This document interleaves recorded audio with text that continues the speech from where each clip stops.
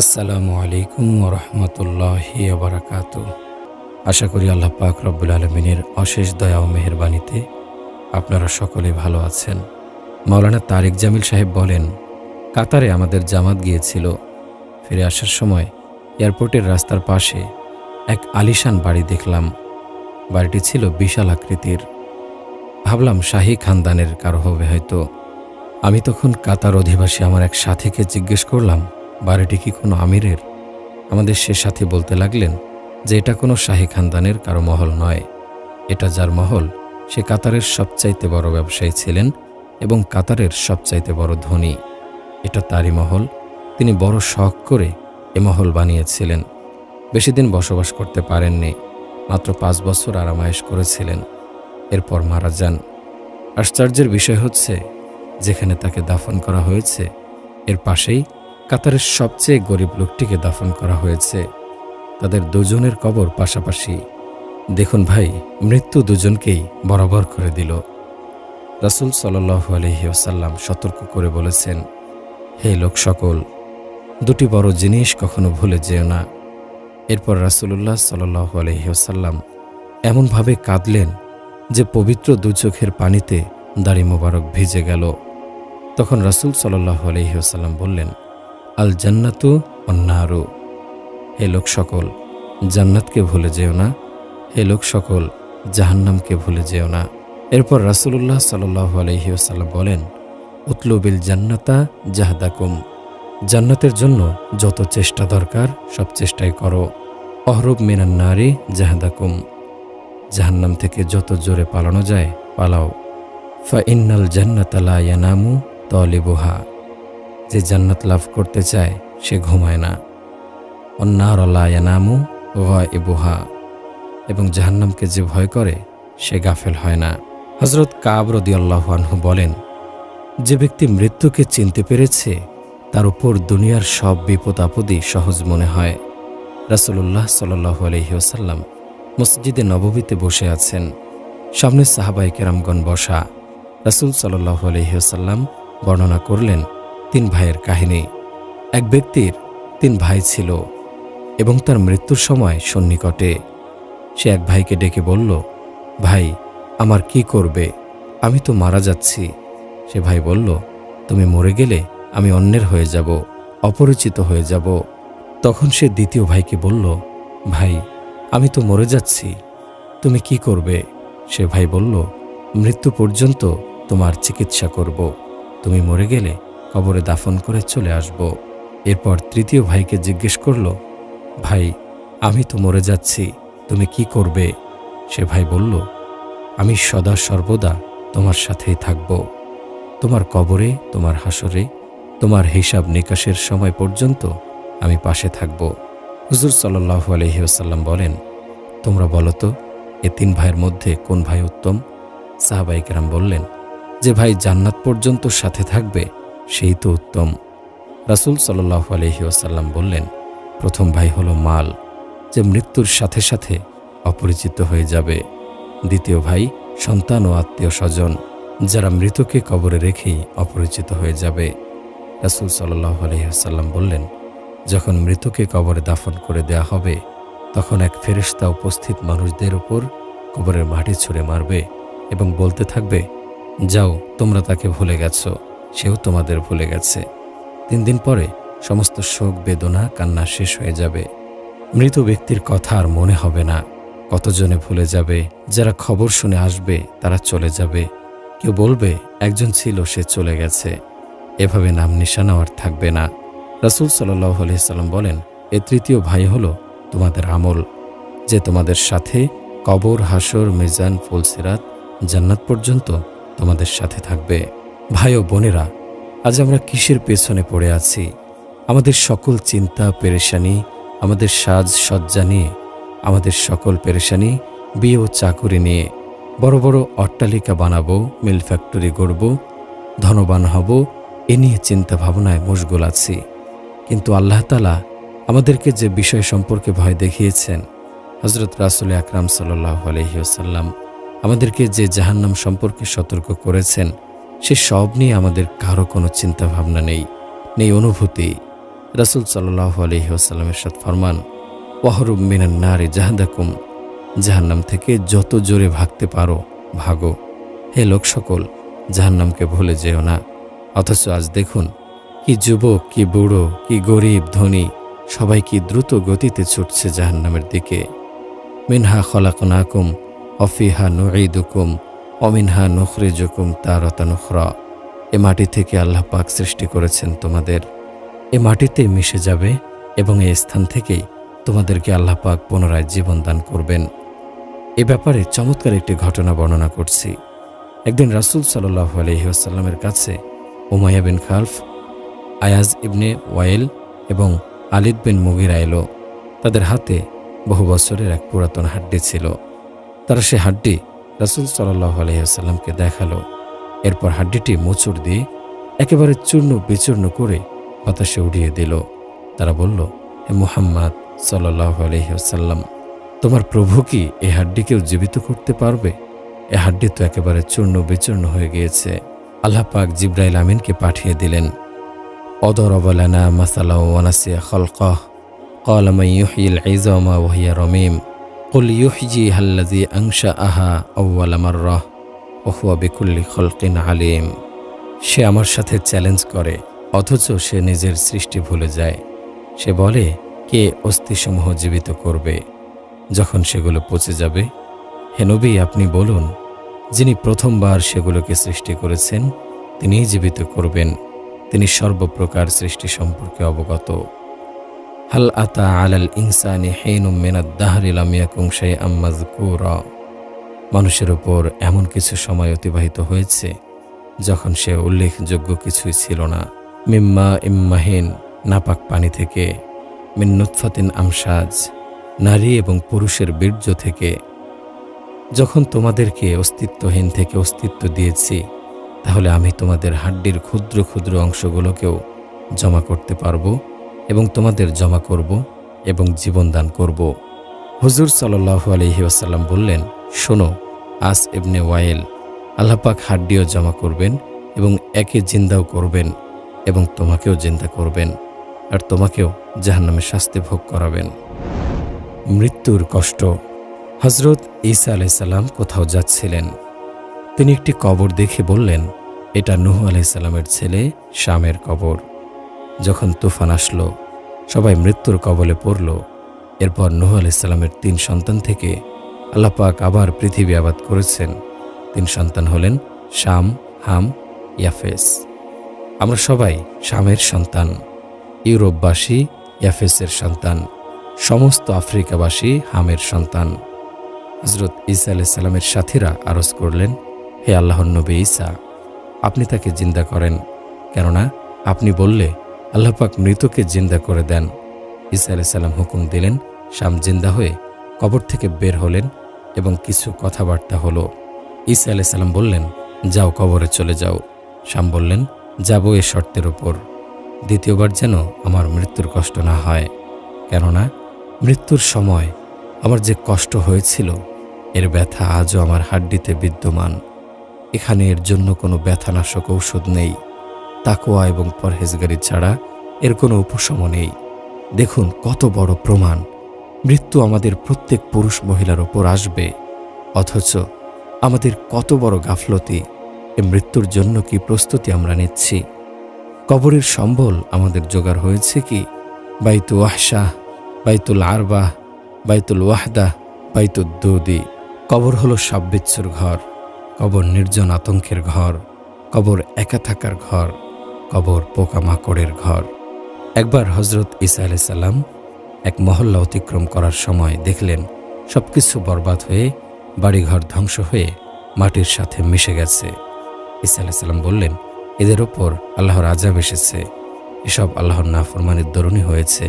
ঈসা আলাইহিস সালাম মৃতদের সাথে কথা বলতেন। ঈসা আলাইহিস সালাম আওয়াজ দিলেন, ইয়া আহলাল করিয়াহ, হে বস্তিওয়ালারা। জবাব এলো, লাব্বাইকা ইয়া নবিয়াল্লাহ, আমরা হাজির হে আল্লাহর নবী। ঈসা আলাইহিস সালাম বললেন, মাজা জিনায়াতুকুম ও মাজা সাবাতু হালাকিকুম, তোমাদের কি গুনাহ ছিল এবং কিভাবে ধ্বংস করা হলো? আওয়াজ এলো, হুব্বুদ দুনিয়া ও মুহাব্বাতু তাওয়াগীতা, আমাদের দুটি কাজ ছিল, এক দুনিয়ার প্রতি মোহাব্বত, দ্বিতীয় তাওয়াগিতের সাথে মোহাব্বত ছিল। ঈসা আলাইহিস সালাম বললেন, তাওয়াগিতের সাথে মোহাব্বতের উদ্দেশ্য কি? আওয়াজ এলো, নিকৃষ্ট মন্দ প্রকৃতির লোকদের সাথে সুসম্পর্ক ছিল আর নিকৃষ্ট লোকদের সাথে ওঠা বসা করতাম। ঈসা আলাইহিস সালাম বললেন, দুনিয়ার মোহাব্বত দ্বারা উদ্দেশ্য কি? আওয়াজ এলো, আমাদের ভালোবাসা দুনিয়ার সাথে এমন ছিল যেমন মা তার নিজ সন্তানকে ভালোবাসে। যখন আমরা ধন দৌলত হাতে পেতাম খুবই আনন্দিত হতাম, যখন তা হাতছাড়া হয়ে যেত তখন আমরা অস্থির হয়ে যেতাম। হালাল হারাম চিন্তা না করেই ধন সম্পদ কামাই করতাম, জায়েজ না জায়েজের পরোয়া না করেই সম্পদ ব্যয় করতাম। এর মধ্যে আমরা ধরাশায়ী হলাম। ঈসা আলাইহিস সালাম জিজ্ঞেস করলেন, এরপর তোমাদের সাথে কেমন আচরণ করা হয়েছে? বিতনা বিল আফিয়াতি ওয়া আসহাবানা ফিল হাওয়িয়া। আওয়াজ এলো, রাতে আমরা সবাই ঘরে শুয়েছিলাম, কিন্তু সকাল হলেই দেখি আমরা সবাই হাওয়াজিয়াহতে পৌঁছে গেছি। ঈসা আলাইহিস সালাম জিজ্ঞেস করলেন, হাওয়াজিয়াহ কি? আওয়াজ এলো, এটা সিজ্জিন। ঈসা আলাইহিস সালাম জিজ্ঞেস করলেন, ওমা সিজ্জিন, সিজ্জিন কি? আওয়াজ এলো, কুল্লু হামরাতিম মিনহা মিসলু আতবাকিদ দুনিয়া কুল্লিহা অদুফিনাত আরওয়াহুনা ফিহা। হে আল্লাহর নবী, সিজ্জিন এমন এক কয়েদখানা যার এক একটি আঙ্গার চলন্ত কয়লা 7টি দুনিয়ার সমান, এবং আমাদের রুহকে সেখানে দাফন করে দেওয়া হয়, এবং আমাদের রুহকে সেখানে দাফন করে দেওয়া হয়েছে। ঈসা আলাইহিস সালাম জিজ্ঞেস করলেন, তুমি একা কথা বলছো, আর কি কেউ নেই কথা বলার মতো? আওয়াজ এলো, হে আল্লাহর নবী, সবাইকে মুখে আগুনের লাগাম দেয়া হয়েছে, এজন্য তারা কথা বলতে পারে না, তাদের মুখ বন্ধ। আমার মুখ বন্ধ হয় নাই, লাগামও দেয়া হয় নাই, তাই আমি বলতে পারছি। ঈসা আলাইহিস সালাম বললেন, তুমি কিভাবে বাঁচলে? আওয়াজ এলো, আমি সিজ্জিনের কিনারায় বসা আছি। এ শাস্তি আমাকে এজন্য দেয়া হয় নাই যে আমি তাদের সাথে থাকতাম ঠিকই, কিন্তু তাদের মতো চলাফেরা করতাম না, কিন্তু তাদের সাথে থাকার কারণে আমাকেও পাকড়াও করা হয়েছে। এখন আমি সিজ্জিনের কিনারায় এমন স্থানে বসা আছি, ঠিক নেই কোন সময় নিচে পড়ে যাই, নাকি আল্লাহ তাআলা অনুগ্রহ করে আমাকে মাফ করেন তা আমি জানি না। আমি সে মৃত্যু অনেক বড় সম্পদওয়ালাকেও কবরে নিয়ে যাই। আমি সে মৃত্যু যে সন্তান এবং পিতা মাতাকে আলাদা করে দেই। আমি সে মৃত্যু যে ভাই থেকে বোনকে চিরতরে আলাদা করে দেই। আমি সে মৃত্যু যে বন্ধুকে বন্ধু থেকে পৃথক করে দেই। আমি সে মৃত্যু যে স্বামী থেকে স্ত্রীকে পৃথক করে দেই। আমি সে মৃত্যু যে সুখের সংসার ভেঙে তছনছ করে দেই। আমি সে মৃত্যু যে কবরস্থানকে আবাদ করি। আমি সে মৃত্যু যে তোমাদের খোঁজি, এবং তোমরা যতই নিরাপত্তা বেষ্টনীর মধ্যে থাকো আমি তোমার জান কবজ করি, এবং কোনো সৃষ্টি আমার কবজা থেকে বাঁচতে পারবে না। প্রিয় ভাইরা, দুনিয়ার জিন্দেগিতে আল্লাহ পাক আমাদের পরীক্ষা নেওয়ার জন্য বানিয়েছেন। এখানে যে আসে সে যাওয়ার অগ্রিম টিকিট নিয়েই আসে। এখানে চিরস্থায়ী বসবাসের স্থান নয়। চাই সে বড় শক্তিশালী বাদশাহ হোক, চাই মালদার হোক, চাই ফকির হোক, মৃত্যু সবারই কপালের লিখন। মৃত্যু যখন আসে তখন দুনিয়ার সব কামাই করা সম্পদ ওয়ারিসদের কাছে পড়ে থাকে। শুধু শূন্য হাতে 3.5 হাত মাটির ঘরে শুয়ে থাকে। যদি হাতে দামি আংটি থাকে তাও খুলে রাখা হয়। হযরত মালিক বিন দিনার রহমতুল্লাহি আলাইহি বলেন, আমি এক কবরস্থান অতিক্রম করছিলাম। আমি কবরবাসীদের উদ্দেশ্যে আওয়াজ দিলাম, কোথায় সম্মানিত ব্যক্তিরা, কোথায় গরিব মিসকিনরা, কোথায় শক্তিশালী বাদশারা, কোথায় তারা যারা নিজের সম্পদ, নিজের স্বাস্থ্য, নিজের শরীর নিয়ে গর্ব করত? মালিক বিন দিনার রহমতুল্লাহি আলাইহি বলেন, কবর থেকে আওয়াজ এলো, কেউ নেই, সব ধ্বংস হয়ে গেছে। কেউ কবর দেওয়ার মতো নেই, সব মরে গেছে এবং কোনো চিহ্নও অবশিষ্ট নেই। হযরত সাইয়েদেনা ইবনে মুতি রহমতুল্লাহি আলাইহি একদিন খুব সুন্দর একটি ঘর দেখলেন। ঘরটি দেখে তিনি খুবই খুশি হলেন। পরক্ষণেই কাঁদতে শুরু করে বললেন, হে সুন্দর ঘর, আল্লাহর কসম, যদি মৃত্যু না আসতো তাহলে আমি তোর উপর অনেক খুশি হতাম। যদি কবরের সংকীর্ণ ঘরে না যেতে হতো তাহলে দুনিয়ার চাকচিক্যময় অবস্থা দেখে আমার নয়ন যুগল শীতল করতাম। এরপর তিনি এতই কাঁদলেন যে কাঁদতে কাঁদতে হেঁচকি এসে গেল। হযরত আব্দুল্লাহ ইবনে উবাইদা রাদিয়াল্লাহু আনহু বর্ণনা করেন, রাসূল সাল্লাল্লাহু আলাইহি ওয়াসাল্লাম বলেছেন, মৃত ব্যক্তিকে যখন কবর দেয়া হয় তখন সে কবরে বসে এবং সেসব লোকদের পায়ের আওয়াজ শুনতে পায় যারা এইমাত্র তাকে কবরস্থ করে যাচ্ছে। তখন মুর্দাকে কবর বলে, হে আদম সন্তান, তোর ধ্বংস হোক। তুই দুনিয়াতে আমাকে ভয় করতি না। আমার ভিতরে সংকীর্ণ স্থান, সাপবিচ্ছু আর পোকামাকড়কে তুই ভয় করতি না, যার কারণে তুই এ ভয়ঙ্কর আযাব থেকে বাঁচার কোনো প্রস্তুতিও নিয়ে আসতে পারিসনি। ইবনে আবিদ দুনিয়া রহমতুল্লাহি আলাইহি আরও বলেন, যখন চোর এবং জিনাকারীকে কবরে রাখা হয় তখন তার কবরে ভয়ঙ্কর দুটি সাপ নির্ধারিত করে দেয়া হয় যে তার গোশত চিবিয়ে চিবিয়ে খায়। ভাই সব, এ ঘটনা তো আমাদের জন্য অনেক বড় নসিহত। আমরা এই 50-60 বছরের সংক্ষিপ্ত জীবনে আখিরাতের প্রস্তুতি না নেয়া নিজের উপর এর চেয়ে জুলুম আর কি হতে পারে। দুনিয়ার সামান্য আরামায়েশ ভোগ করার জন্য জান্নাতের মতো নিয়ামত থেকে বঞ্চিত হওয়া। সবচেয়ে বড় কথা হলো, যিনি আমাদের পালনকর্তা সে মহান আল্লাহর নাফরমানি করছি, তা কত বড় অবাধ্যতা।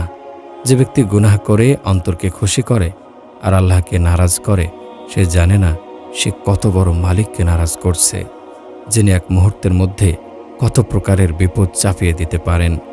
এজন্য ভাই, মৃত্যুর পূর্বেই মৃত্যুর প্রস্তুতি নিন, আপনার উপর জানাজা পড়ার পূর্বেই। একবার ইমাম গাজ্জালী রহমতুল্লাহি আলাইহির কাছে প্রশ্ন করা হলো, হযরত, আমরা উলামায়ে কেরামের কাছে কবরের আযাব সম্পর্কে শুনি যে মৃত্যুর পর তার গুনাহের জন্য কবরে আযাব হয়। মাঝে মধ্যে এমন হয় যে কোনো কারণবশত কবর আবার দ্বিতীয়বার খনন করে লাশ তুলতে হয়। তখন তো কবরের ভিতর কোনো ভয়ঙ্কর জিনিস যেমন সাপবিচ্ছু, আগুন কিছুই নজরে আসে না। প্রশ্ন শুনে ইমাম গাজ্জালী রহমতুল্লাহি আলাইহি কিছুক্ষণ নীরব থাকলেন। চিন্তা ভাবনা করে বললেন, মনে করেন আপনি ঘুমিয়ে আছেন, স্বপ্ন দেখছেন আপনাকে খুন করার জন্য খুনি নাঙ্গা তরবারি হাতে ঘুরছে, সাপবিচ্ছু আপনাকে আক্রমণ করছে, বা কখনো স্বপ্ন দেখলেন আগুন লেগেছে, আপনি আগুন থেকে বাঁচতে পালাচ্ছেন, চিৎকার করছেন, কিন্তু আপনার সাথে লোক এ ব্যাপারের কিছুই জানে না যে তার ঘুমন্ত সাথে স্বপ্নে কি দেখছে। মাঝে মধ্যে কেউ ভয়ঙ্কর স্বপ্ন দেখে ভীত সন্ত্রস্ত অবস্থায় ঘুম থেকে জেগে ওঠে। তখন তার চেহারায় ভীতির ছাপ দেখা যায়, চেহারা ফ্যাকাশে হয়ে যায়, শরীর ঘেমে যায়। এ ভাই, এ ঘুম মৃত্যুর ছোট ভাই। কবরের ঘুম তো বড়। কবরের সাপের শাস্তি অবশ্যই হয়। মৃত ব্যক্তির যা অনুভব হয়, যদিও আমাদের চর্মচক্ষু তা দেখুক বা না দেখুক। ইন্না আহলাল কুবুরি ইউআযযিবুনা ফি কুবুরিহিম আযাবান তাসমাউহুল বাহাইমু। মানুষ এবং জিন ব্যতীত সমস্ত সৃষ্টি মৃত ব্যক্তির ওপর কবরে যে আযাব হয় তা শুনতে পায়।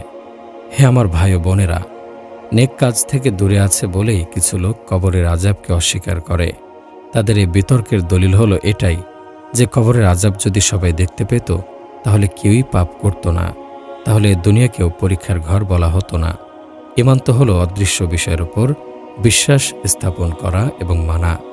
এজন্য হুজুর সাল্লাল্লাহু আলাইহি ওয়াসাল্লাম সাহাবায়ে কেরামগণকে বললেন যে তোমাদের পরে আমার যে সব উম্মতরা আসবে তাদের প্রতি 7 বার সালাম। সাহাবায়ে কেরামগণ বললেন, ইয়া রাসূলুল্লাহ, 7 বার কেন? রাসূল সাল্লাল্লাহু আলাইহি ওয়াসাল্লাম বললেন, তোমরা আমাকে নিজ চোখে দেখে ঈমান এনেছ, আর তারা আমাকে না দেখেই ঈমান আনবে।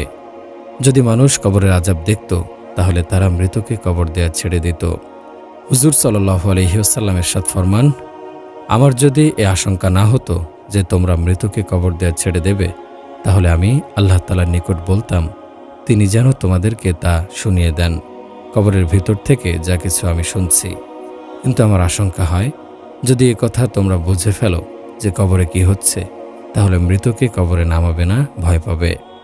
ইমাম গাজ্জালী রহমতুল্লাহি আলাইহি তার প্রসিদ্ধ কিতাব ইহইয়াউল উলুমুদ্দিনে কবরে আযাব যে সত্য এর দলিল দিয়েছেন। তিনি লিখেছেন, মনে করুন একজন ঘুমিয়ে আছে, এ অবস্থায় ভয়ঙ্কর সাপ সে স্বপ্নে দেখতে পেল। স্বপ্নদ্রষ্টা এতে ভীষণ ভয় পেয়ে কোনো কোনো সময় পেশাব করে বিছানা নষ্ট করে ফেলে, অথচ তার সাথে যারা আছে তারা এ ব্যাপারে কিছুই বুঝতে পারে না। তারা মনে করে লোকটা কত আরামে নাক ডেকে ঘুমাচ্ছে, অথচ স্বপ্নদ্রষ্টা স্বপ্নে ভয়ঙ্কর সাপ দেখতে পাচ্ছে।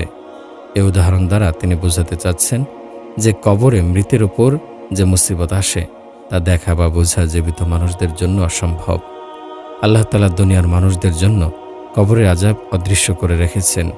অবশ্যই এটা আল্লাহ তাআলার হিকমত। সার কথা হলো, কবরের আযাব বা এর ভয়াবহতা এবং কবরের দুই দিকের মাটির সংকীর্ণ হয়ে যাওয়া, এর রোশনি, সজীবতা এসবই হলো দুনিয়ার স্বাভাবিক অবস্থার বাইরে। এজন্য সেখানের অবস্থা দুনিয়ার অবস্থার সাথে মেলানো যাবে না। কবরের সজীবতা, এর সুঘ্রাণ, অপূর্ব সুন্দর ফুল, জান্নাতি হাওয়া, জান্নাতি পোশাক, বিছানা এবং পাপীর জন্য সাপবিচ্ছু, আগুনসহ আরও যা কিছু আছে তা দুনিয়ার কোনো জিনিসের সাথে তুলনা চলে না। এজন্য জীবিতরা এ সম্পর্কে ধারণা রাখে না, কেননা আল্লাহর জন্য এটা সম্ভব যে কবরের মাটিকে দুনিয়ার আগুন ও আঙ্গারের চেয়ে বেশি গরম করে দেবেন এবং এই মাটিকেই নরম বিছানা এবং এর মাঝে জান্নাতের বাগান বানিয়ে দেবেন। মাওলানা তারিক জামিল সাহেব এক বয়ানে বলেন যে ছোটবেলায় দেখতাম আমাদের ঘোড়া পাগলামি করত, যে রাখাল ঘোড়ার দেখাশোনা করত সে ঘোড়াকে কবরস্থানে নিয়ে বেঁধে রাখত। এ অবস্থায় কিছু সময় পর ঘোড়ার পাগলামি চলে যেত। এতে আমার মনে কৌতূহল জাগলো এ ব্যাপারে। তাই আমি ঘোড়ার রাখালকে জিজ্ঞেস করলাম যে ঘোড়া কবরস্থানে গিয়ে ভালো হয়ে যায়, এর কারণ কি? রাখাল বলল, কবরে যে আযাব হয় এটা জীব জানোয়ার শুনতে পায়, যদিও তা আমরা শুনতে পাই না। এ ভয়ে ঘোড়া ঠিক হয়ে যায়। দেখুন, অথচ সে রাখাল কোরআন হাদিস সম্পর্কে অজ্ঞ। এ সম্পর্কে তার কত সূক্ষ্ম ধারণা ছিল। যখন আমি এই হাদিসটি পড়লাম, মানুষ এবং জিন ছাড়া সমস্ত মাখলুক মুর্দারের উপর কবরে আযাব শুনতে পায়, তখন আমার কাছে বিষয়টা পরিষ্কার হয়ে গেল। হযরত আবু হুরায়রা রাদিয়াল্লাহু আনহু বলেন, একদিন আমি হুজুর সাল্লাল্লাহু আলাইহি ওয়াসাল্লামের সাথে এক জানাজায় শরীক ছিলাম। হুজুর সাল্লাল্লাহু আলাইহি ওয়াসাল্লাম বলেন, এমন একদিন আসবে যেদিন কবরের জবান খুলে যাবে। সে বলবে, হে আদম সন্তান, তোমরা আমাকে কেন ভুলেছিলে? আমি প্রত্যেকের জন্য ঘর এবং আমার ভেতরে পোকামাকড়ে ভরপুর। কিন্তু সে সব লোকদের ব্যতীত যাদের জন্য আল্লাহ পাক আমাকে প্রশস্ত করে দিয়েছেন। রাসূল সাল্লাল্লাহু আলাইহি ওয়াসাল্লাম বলেন,